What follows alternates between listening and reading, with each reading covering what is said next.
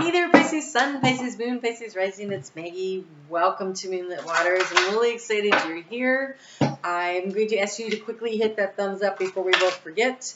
It really helps with the YouTube analytics. It is the only way that little channels survive. So I truly appreciate your effort.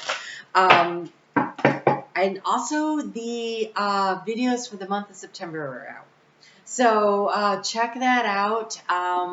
I think you're going to be pleased with yours. It was pretty good. Okay, so what I'm going to do is cover the week of August 30th through September 5th. What is the energy around it? How can you best utilize it? We are finishing out the week getting ready for that new moon in your sign. That happens on the September 6th, which is next Monday. So this Wednesday at 7 p.m. Eastern Daylight Time in the United States, I am offering a course on the new moon and the full moon for this month. So that'll be your new moon and then the full moon in Pisces. Full moon in Pisces. So new moon in Virgo, full moon in Pisces. That is your house of partnership that this new moon is happening in. And so a lot of opportunity to learn how to navigate that and to use the cycles. And so you might want to join me. It's only $5.99. The class is live on Zoom. I would need you to give me your email address in the description box of PayPal when you send the payment. You know how it's like you can leave a comment or what is it for or whatever. I forget how to word it. You would want to put that email in there so that I can email you. If you can't make the class live, I will send you the recording of it. But it's better if you're there. I don't think a lot of people will be there. And so it's going to be kind of like a one-on-one chart reading, which will be very beneficial to you, especially because these lunations are totally affecting your chart big time. So come and join me and let's see what's going on. Let's get into the week. We've got Mercury moving out of Virgo into Libra at 1:10 a.m. on Monday morning. So when you wake up, most of the world. And this is really interesting because now Mercury and Venus are both in Libra, which are all about relationship balance. For you, that would be your 8th house of transformation. And so they're going to communicate about what is of value and how to communicate that out to others. There will be a retrograde of Mercury in there where it's really going to get into that communication and go back and really discuss that. So kind of really important energy that is happening. So let's get into what's going on with the moon this week and how does that affect you and how can you best utilize it? So it starts with the moon in Gemini. And the moon in Gemini is in your 5th house? Yes. Moon in Gemini is in your 4th house, sorry. In your 4th house. Your 4th house, so that's around the area of your home. And it's important for you to figure out what it is that you're grateful for, but demonstrate the gratitude. It is about demonstrating the gratitude. So if you really like your partner, tell them. If you're enjoying it's beautiful outside, get outside. Like gratitude is best utilized when we actually take positive action that around the gratitude. Instead of making a list, here's my gratitude list. That sounds like a chore. Instead say, oh my gosh, I really, really enjoy my friend. I'm going to call them today and I would say, hey, just wanted you to know I love you, right? And it totally makes everybody's day. So expressing your gratitude and knowing that you're going to be safe and protected this week because this energy is about communicating safe, healthy boundaries in relationships around the area of your home. The moon is going to square off with Mars and it's going to square off with Neptune up there in Pisces. And so it's going to be about how do we where do we find the information that helps us to locate what is the best next action to making dreams to expand them into reality because it's us going to trine with Jupiter in Aquarius. And so there is an opportunity to have a lot of chaos and conflict going on in your house. You're being warned. Heads up. There's a storm warning here. Okay, so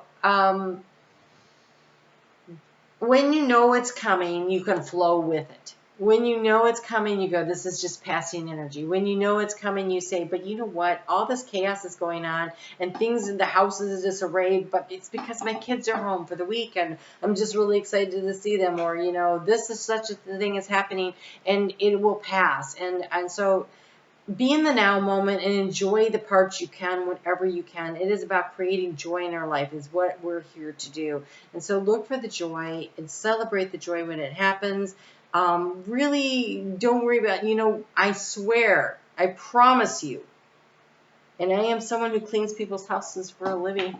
When you die, you are not going to care that your house was never really clean. The thoughts are going to be, I wish I would have spent more time enjoying this, doing this activity, or with this friend, or that family member. So allow the conflict and the chaos that's going on to not have as much of an impact. And I know that when everything is chaotic, it is hard to relax into it. But it's okay to ask for help and for people to join in, pitch in. You don't have to do everything yourself. Pisces has a tendency, and I say this as a Pisces moon, and I call myself a recovering doormat. We overgive. We give way too much, and we don't ask for enough. And so one of the ways to balance out the chaos and the conflict would be the safe, healthy boundaries of communicating to other people. I can't do all this by myself. So sometimes it helps to hold a little family meeting, and you go, hey, so these are the things that need to get done. Which ones can I count on you to do? And even if you think they should pick more than one thing, and they probably should, it doesn't matter. Because at least they're taking something off your plate and they're starting to recognize that their contribution matters. So you can manage the chaos and the conflict by asking for help. So the moon's going to move into Cancer, and that is your 5th house of fun and romance. And so all this chaos and conflict, don't allow it to not allow you to have the fun, the romance. And it's kind of tricky. The moon this time in Cancer is going to come into a lot of difficult aspects. And there's going to be a lot of people saying, wow, I'm a little touchy. People are going to be a little moody, a little touchy, a little bit downhearted, like I missed this opportunity, I wish I would have done this, and the best way to avoid that is by deciding that you're not going to miss any great opportunities, and just pull yourself up out of the negative spiral and look around and say, well, what opportunity do I have right now? So your guidance is to have hope and to lean into your friendships.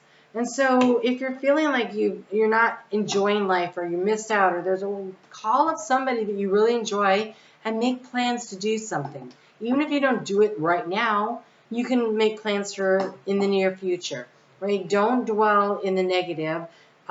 See the problem, address the problem, and let the emotions just flow on through. And correct it, and look for the joy and the happiness that you can create moving forward. The moon is going to move into Leo, which is your 6th house of how you create balance in your life. And it's in that fiery energy of getting something done. And it has some really nice aspects, so should it lift your energy and increase the optimism. However, the moon is dissolving, and so energy is going to run a little low for you. You're going to feel this energy happening, but allow yourself to release any negative feelings or resentments or anything that's holding you back, so that you can find your sense of peace, so that you can, if the action that you take is that you release your resentment and anger or disappointment so that you find peace, that is the hope and the optimism and the higher energy level that you're looking for. And so that is good stuff. Take really good care of yourself this weekend. Rest when you need to. Drink plenty of water. Go for walks. Move that energy around. Go for a swim. Go sit near some water. It is very beneficial for a water sign to do these things. And make good, healthy food choices. I forget what sign I said it to, but you don't need to eat the gallon of ice cream when a pint will work. It's okay to have the ice cream. So this weekend for you is about support and growth. The growth is from the lessons. The things, instead of feeling regret, say, wow, I learned something in that hot mess of whatever happened, and enjoy the fact that you're learning and you're growing. That's what you're here to do, complete cycles, learn and grow, move to the next cycle, and there's a lot of support for you.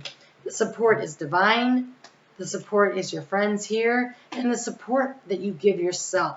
The part where you say, hey, it's okay that I am not perfect. That I'm just here learning and growing, and I'm becoming a better version of me. And in that way, I am actually winning, and I'm doing what I'm supposed to do, And it is cool, and I am good. I'm really good here. I'm losing my voice. I don't know if that has to do with you or the fact that this is something like my 15th video of the day. So hard to say. But take good care of yourself. And the moon is going to move into Virgo, your house of partnership, by the end of Sunday. And then it'll be a really good time to figure out how do you want your partnerships to work moving forward. If you're single and you're like, well, I'm not partnered up, think about what it is that you want to create, manifest in the partnership, instead of thinking about what you never get. That is how you plant the seed of intention for what it is you desire, what it is that you want, and then you allow spirit to carry you along and bring it to you. Be optimistic, have hope.